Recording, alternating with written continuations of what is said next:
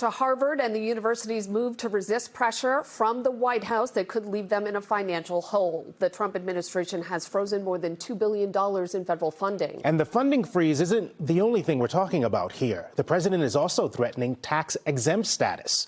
We have team coverage tonight on the impact and the response from the Massachusetts congressional delegation. NBC 10's Matt Pritchard is standing by for that.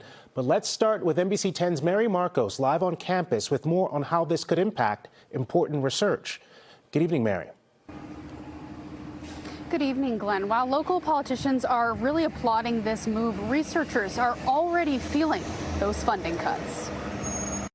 Trump wants Harvard to apologize for these pro-Palestinian protests on campus and come down on students. Even though Harvard isn't going as far as Trump might like, it has still gone very far. The university is refusing to comply with the administration's list of 10 demands to ditch DEI, audit people's point of view, and abolish pro-Palestinian student groups. Well, let me say I applaud Harvard University for not giving in to the bullying. It's important to see those who have the resources and who have the platform stand up for what's right. In a letter to the administration, Harvard pointed to steps it's taken to combat anti-Semitism and discrimination. For the encampment, it suspended 5 of us, myself, for an entire year. Violet Barron, founder of the student group Jews for Palestine, says their support is being conflated with anti-Semitism. It was tough to see people celebrating Harvard standing up for free speech when all that I have seen for 18 months is Harvard cracking down on free speech. Now the federal government is pulling more than $2 billion in funding for the university, which could halt research on the spectrum of diseases. Mass General Brigham's CEO sent this email to answer what many employees are asking, saying in part, quote, the impact of the federal investigation into Mass General Brigham and all Harvard Medical School teaching hospitals remains unknown. But some grants are being canceled outright. Harvard professor David Walt just lost hundreds of thousands of dollars per year for ALS research. There's actually the potential for that project to just have to be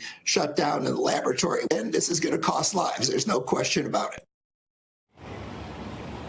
Now, a group of Harvard lawyers have filed a lawsuit calling these demands unconstitutional. They are hopeful a judge will file an injunction. Live at Harvard, Mary Marcos, NBC 10 Boston.